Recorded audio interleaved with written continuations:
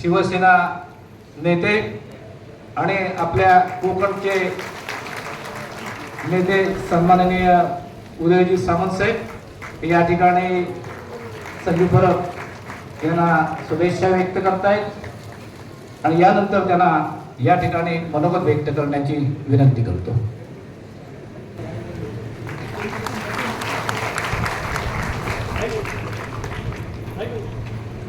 व्यासपीठावर उपस्थित असलेले आजचे उत्सव मूर्ती, आजचे सत्कार मूर्ती श्री सच्चिदानंद परब उर्फ संजू परब, आम्हा सर्वांचेच मार्गदर्शक, या राज्याचे माजी मंत्री आणि विद्यमान त्या मतदारसंघाचे लोकप्रिय आमदार आदरणीय दीपकभाई, त्यांच्या भाषणातनं संजूवरचं प्रेम निलेशजींचं किती आहे हे आपल्या सगळ्यांना कळलं. ते विधिमंडळात खरोखरच शिवसेनेचा आवाज बुलंद करणारे आपले सिंधुदुर्ग जिल्ह्यातील आमदार निलेशजी राणे, माजी आमदार राजनजी तेली, जिल्हा प्रमुख दत्ताजी सामंत, जिल्हा बँकेचे अध्यक्ष मनीषजी दळवी, जिल्हा परिषदेचे उपाध्यक्ष दादासाहेब साईल, महिला जिल्हा प्रमुख नीताताई कविटकर, माजी जिल्हा परिषदेचे अध्यक्ष संजयजी पडते, व्यासपीठावर उपस्थित असलेले सर्व सेवक, सर्व पत्रकार, उपस्थित बंधू आणि भगिनी, सगळ्यांची भाषणं ऐकल्यानंतर मला असं वाटायला लागलंय की संजूचा वाढदिवस हा दर 3 महिन्यांनी यावा. याचं कारण प्रत्येकजण स्वतःच्या मनातलं जे आहे ते या ठिकाणी बोलत होतं आणि ते सगळं पत्रकारांना मिळत होतं. त्यामुळे संजू, तुझा वाढदिवस आता दर 3 महिन्यांनी आपण साजरा करू, म्हणजे प्रत्येकाचं मन मोकळं करण्याची संधी देखील तुझ्या वाढदिवसाच्या निमित्ताने मिळेल.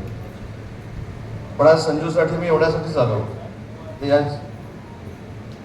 भागातले शिवसेनेचे जिल्हा प्रमुख आहेत, माजी नगराध्यक्ष आहेत आणि निलेशजी, तुम्ही भाग्यवान आहात की संजूसारखा सहकारी हा गेली कित्येक वर्ष तुमच्यासोबत आहे आणि आम्ही आता भाग्यवान झालो की तुमच्यामुळे संजू आमच्यासोबत आला आणि आम्हाला देखील तो सहकारी म्हणून लागला. कारण मी देखील पक्षाच्या चळवळीतून लहानाचा मोठा झालो, संघटन करता करता राज्याचा उद्योगमंत्री झालो. कुठचंही संघटनेचं काम संजू परबनं जर सांगितलं तर त्यांच्या कधीच समोरून नाही असं म्हणजे उत्तर येत नाही. कुठचंही काम सांगा, अडाळीचं काम सांगा, सावंतवाडीतलं काम सांगा, म्हणजे तर मी एकदा कणकवलीचं देखील त्यांना काम सांगितलं होतं. त्यामुळे त्यांचा पिंड हा कार्यकर्ता आहे, त्यांचा पिंड हा शिवसैनिक आहे. आणि म्हणून भाईंच्या भाषणात आपण ऐकलं असेल की विकास कामाची ताकद भाईंच्या माध्यमातून जी मतदारसंघाला मिळते ती जर कॅरी फॉरवर्ड केली तर लोकच तुम्हाला स्वीकारतील, असं भाईंनीच तुम्हाला सांगितलं. त्यामध्ये बाकीची चर्चा करण्याची काय आवश्यकता असते. आणि भाई, मी मगाशी बघितलं दत्ता सामंत असं म्हणाले की तुम्ही आल्यानंतर संजू परब तुम्हाला वाकून नमस्कार त्यांनी केला, तर ते आतापासूनच असं दाखवण्याचा प्रयत्न करतायत मी दीपक केसरकर साहेबांसारखंच वागतोय, दीपक केसरकर साहेबांसारखंच वागतोय. त्याच्यामुळे संजू पावलावर पाऊल टाकत असताना मला असं वाटतं की दीपक भाईंचं आजचं मार्गदर्शन आपल्या सगळ्यांसाठी अतिशय महत्त्वाचं आहे. पण सावंत साहेबांचा देखील आवाज आम्ही बघितला. भाजपाच्या व्यासपीठावर जाऊन मनीषला देखील तुम्ही आमदार व्हा म्हणून सांगता आणि शिवसेनेच्या व्यासपीठावर संजूला देखील आमदार व्हा म्हणून सांगता. पण नक्की या 2 बिचारांनी करायचं काय त्यांच्या समोरचा प्रश्न निर्माण झालेला आहे. त्यांना तरी इकडे यावं लागेल, ह्यांना तरी तिकडे जावं लागेल, पण हा मतदारसंघ शिवसेनेचा आहे. त्याच्यामुळे दत्ता सामंत साहेब मगाशी म्हणाले की ते निलेश राणे साहेबांच्या मागे ठामपणाने उभे राहणार आहे. मला मनापासून आनंद झाला दत्ता सामंत साहेब की असे कार्यकर्ते, असे पदाधिकारी जे निस्वार्थपणे आपल्या आमदाराच्या मागे, आपल्या नेत्या मागे आणि आपल्या पक्षाच्या मागे उभे राहतात, त्या पक्षाला त्या जिल्ह्यामध्ये काहीच कमी पडणार नाही हा संकेत देखील या कार्यक्रमाच्या निमित्तानं दत्ता सामंत साहेबांनी दिला. आणि दत्ता सामंत साहेब म्हणाले की त्यांना काहीच नकोय, पण निलेशजी साक्षीदार आहे. मग अशी एक प्रपोजल सचिन मालावडकरनं तुमच्या साक्षीनं मला आणलं, मी सांगितलं की नाही त्यांना अध्यक्ष करून टाका म्हणून, पुढचं ते सांगू नका, पण मी सांगितलं.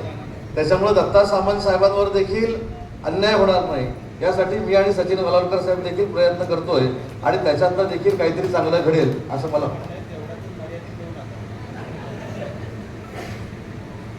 तर ते आता नंतर सांगतो दत्ता सामंत साहेबांना मी काय देणार आहे, किंवा झाल्यावर आपल्यालाच सिंधुदुर्गवाल्यांना कळेल की दत्ता सामंत काय झाले. पण आजचं व्यासपीठ जे आहे हे मला असं वाटतं की सकारात्मक व्यासपीठ आहे. आपल्याला सिंधुदुर्ग जिल्ह्याला जर विकासात्मक पुढे न्यायचं असेल, आपण प्रत्येकानं राणेसाहेबांचं नाव घेतलं, राणेसाहेबांच्या आवाक्याप्रमाणे आपल्याला प्रत्येकाला जर काम करायचं असेल तर आपल्या सगळ्यांमधले मतभेद बाजूला ठेवून सिंधुदुर्ग जिल्ह्याचा विकास हाच माझा अजेंडा आहे आणि हाच माझा पक्ष आहे असं समजून आपण जर काम केलं तर सिंधुदुर्ग जिल्हा हा भारतातला 1 नंबरचा जिल्हा होईल, याच्यामध्ये त्रिमात्रही शंका कोणाच्याच मनामध्ये असण्याचं कारण नाही. फक्त शेवटी आपण संजूच्या वाढदिवसाच्या निमित्तानं संकल्प केला पाहिजे. संजूचा वाढदिवस एवढा गाजला आहे की काल आजचा MOU झाला. आता बाईंनी सांगितलं की मल्टी स्पेशालिटी हॉस्पिटलचा मुहूर्त देखील आजचाच लाभला आणि इथं बसलेला असताना माझ्या हातात संजू योगायोगानं चिठ्ठी आली की ज्याचा उल्लेख बाईंनी इथं केला आणि राजन तेली साहेबांनी इंडस्ट्रीची मागणी केली. म्हणजे संजूच्या वाढदिवसात जर एवढी ताकद असेल तर पुढं काय होणार आहे मला माहीत नाही. मला आत्ताच असा कागद आला की दावोसला आम्ही हिलिओस सेल्टर प्रायव्हेट लिमिटेड बरोबर जो MOU केलेला होता 4,000 कोटीचा, त्या कंपनीनं अडाळीमध्ये प्रकल्प आणण्याचा निर्णय घेतलेला आहे. हा देखील बोलायचं वेगळा. त्याच्यामुळे सगळं चांगलं घडतंय आणि ते चांगलं घडत राहावं म्हणून आता सचिन बरोबर साहेबांनी काम केलं पाहिजे. शेवटी राजकारणामध्ये आमदार व्हायचं, मंत्री व्हायचं हे कोणाच्या हातामध्ये नसतं. जसं नेत्याची कृपादृष्टी लागते तशी नशिबामध्ये देखील लागते. आज मी निलेशजींचा मोठेपणा समजतो की त्यांनी सांगितलं की मी आणि ते शिंदे साहेबांकडे गेलो होतो, पण निलेश राणेसाहेब भाषणामध्ये एवढे तरबेज झाले. त्यांनी फक्त एवढंच सांगितलं की साहेबांनी जे काय मला सांगितलं ते मी ऐकलं आणि मी फॉर्म घेतला. साहेबांनी सांगितलेलं ऐकलं म्हणून जबाबदारीनं सांगतो. आणि नितेश राणे साहेबांनी ज्या पद्धतीनं अभ्यासात्मक कामकाज विधानसभेमध्ये सुरू केलं, हा परिणाम जे साहेबांनी सांगितलं ते राणे साहेबांनी ऐकलं म्हणूनच झालेला आहे. याचं देखील मला मनापासूनचं कौतुक आहे. आज विधिमंडळामध्ये त्यांना जेव्हा आम्ही बघतो, संजू आपण जेव्हा आमदारकीला इच्छुक राहतो की आमदार व्हावं असं आपल्याला वाटत असतं, तेव्हा प्रत्येकानं अभ्यास केला पाहिजे की विधिमंडळामध्ये कोण प्रतिनिधी काय बोलतात, कशा पद्धतीनं बोलतात, कशा पद्धतीने त्यांचा अभ्यास आहे. खरं तर विधिमंडळामध्ये गेल्यानंतर आपण मतदारसंघाचे असतोच, पण ते विधिमंडळ ही प्रॉपर्टी पूर्ण महाराष्ट्राची असते. आपण महाराष्ट्राच्या प्रत्येक विधानसभा मतदारसंघासाठी आपण बोलू शकतो. पण या सगळ्या गोष्टीचा अभ्यास केला पाहिजे की दीपक भाई असतील, निलेशजी असतील, भले महाराष्ट्रावर बोलतात पण स्वतःच्या भाषणाचा समारोप करत असताना माझ्या मतदारसंघाला काय मिळणार आहे हा प्रश्न विधिमंडळामध्ये विचारतात. हे खरं त्याच्यातलं गमक आहे. आणि म्हणून माझा जर अनुभव बघितला तर 2004ला मी देखील आमदारकीला इच्छुक होतो. निलेशजी माझा 14वा नंबर होता. 14वा. 1 नंबरला मोठे दिग्गज नेते, 2 नंबरला दीपक भाईंना माहिती आहे, दीपक भाई त्याचे साक्षीदार आहेत. 13 पर्यंत सगळे दिग्गज नेते आणि मी एवढा छोटासा कार्यकर्ता 14 नंबरला. दर 15 दिवसांना अटॅक यायची वेळ यायची. पेपरला ह्याचं फायनल झालं, त्याचं फायनल झालं, ह्याला साहेबांनी ग्रीन सिग्नल दिला, ही सूत्रांची माहिती, ही सूत्रांची माहिती. आणि ज्या दिवशी तिकीट फायनल झालं त्यावेळी तेली साहेब वरनं 1 नंबर साहेबांनी लावला नाही, खाल्लं 1 नंबर लावला. 1 नंबरला मी होतो, 14 नंबरच्या माणसाला तिकीट मिळालं. त्याच्यामुळं नक्की नेत्याचा आशीर्वाद लागतो, पण त्याचबरोबर आपलं नशीब देखील लागतं आणि मतदारांचा आशीर्वाद देखील लागतो. आणि तोच निलेशजींच्या मागं उभा राहिला, तोच दीपकजींच्या मागं उभा राहिला आणि आज दोघेही सिंधुदुर्गाचं नेतृत्व म्हणून महाराष्ट्रभर अतिशय चांगल्या पद्धतीनं काम करत आहे. तर आपण काम करत राहिलं पाहिजे.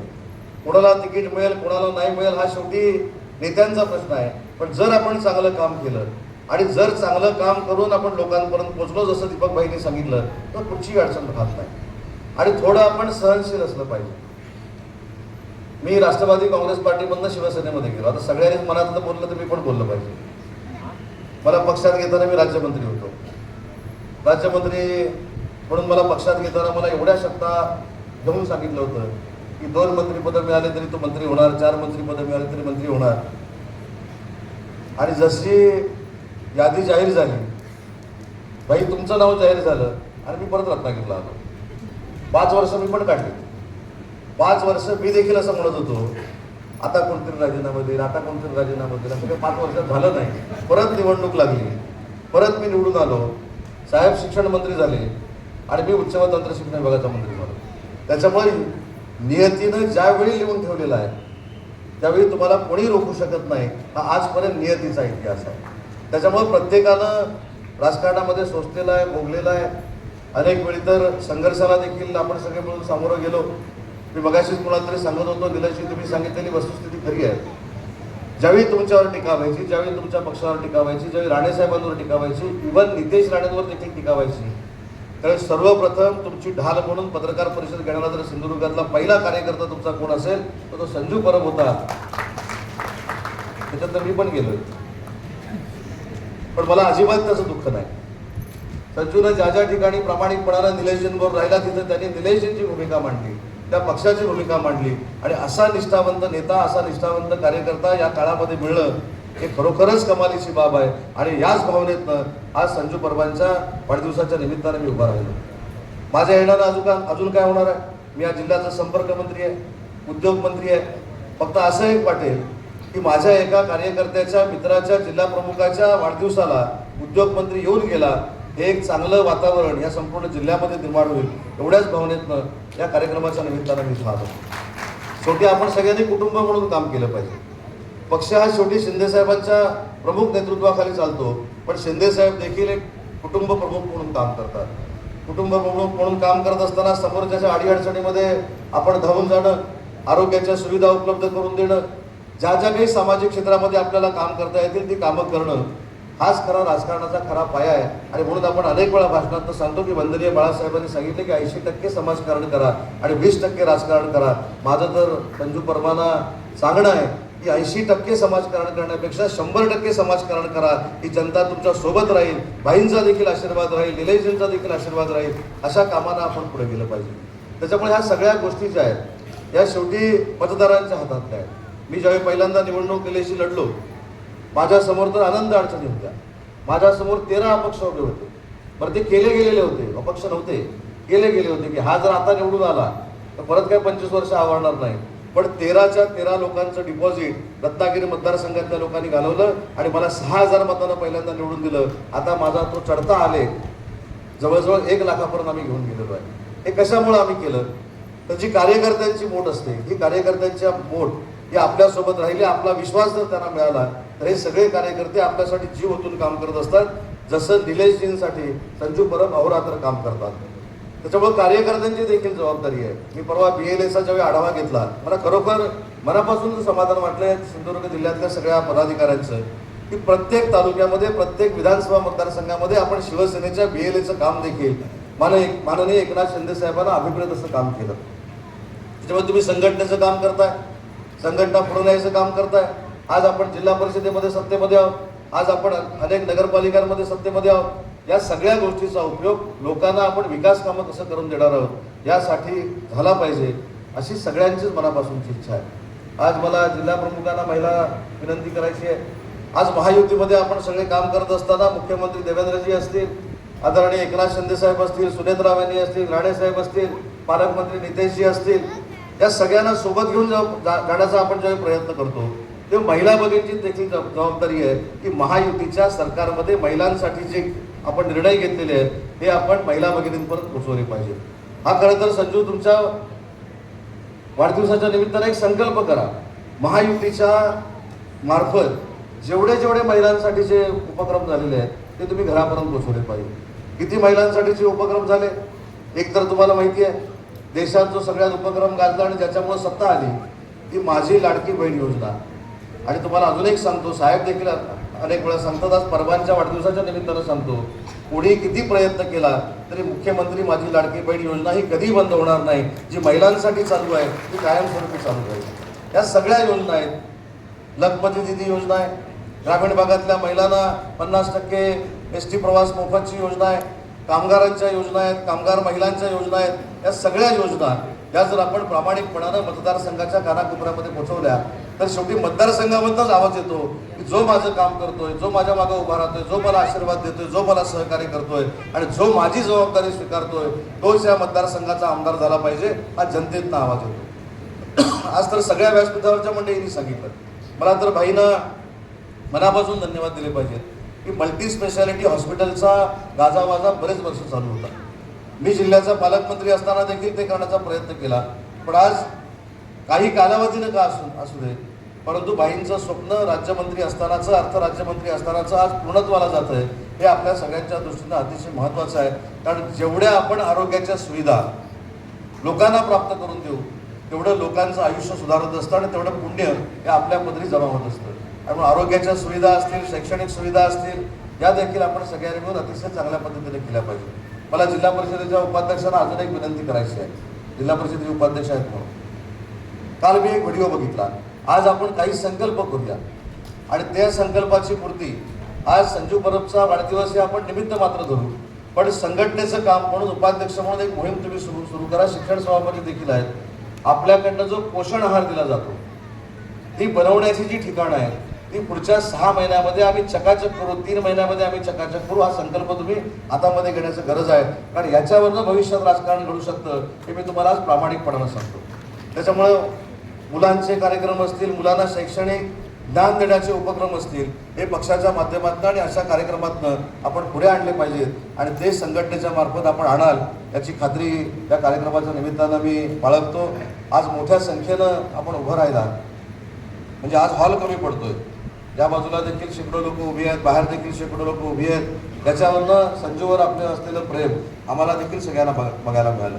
त्याच्यामुळे हे असंच प्रेम वृद्धिंगत जर व्हायचं असेल तर पुढच्या वाढदिवसामध्ये अजून काहीतरी नाविन्यपूर्ण उपक्रम संजू परबांच्या माध्यमातून, शिवसेनेच्या माध्यमातून राबवले गेले पाहिजे. एक अडाळीचं उदाहरण सांगतो. एक काहीतरी गोल्फ कोर्स काहीतरी होणार होतं आणि तिथं काहीतरी आंदोलनाचा विषय झाला होता.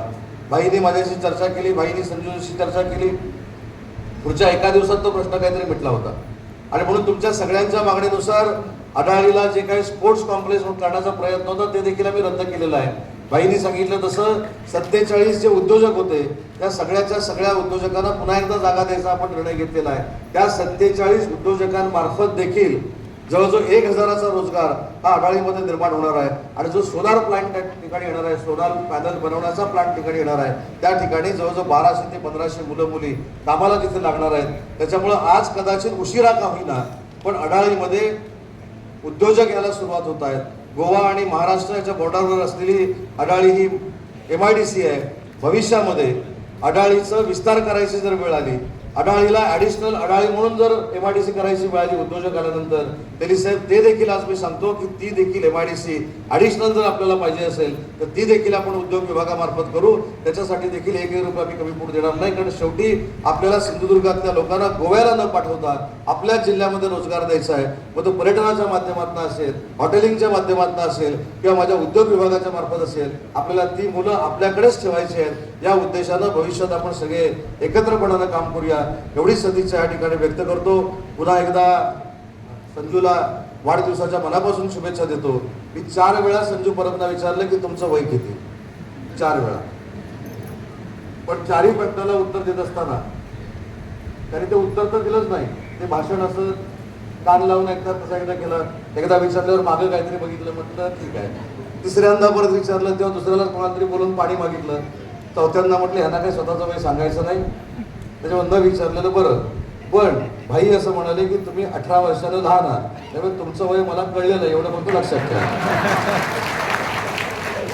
तर मी देखील अंकगणितामध्ये फेमस आहे. 4 वेळा त्याने मला सांगितलं ना, हे पत्रकारांनी पण लक्षात ठेवा, तुम्ही पण छापू नका ही माझी विनंती आहे. जर वय छापण्यामुळं राजकीय संजू परब मागे येणार असतील तर त्यांचं वय छापू नये अशी माझी आपल्याला विनंती आहे. पण ईश्वर चरणी एवढीच प्रार्थना करतो, पाटेश्वराच्या चरणी एवढीच प्रार्थना करतो की त्याच्या मनातल्या सगळ्या काय मनोकामना ज्या आहेत त्या पूर्ण व्हाव्यात. जो कायम हसत असतो तो त्यानं कायम हसतच राहावं आणि कायम तुझ्या पदरी हसूच यावं ही सदिच्छा देतो आणि माझं मनोगत संपवतो. जय हिंद, जय महाराष्ट्र.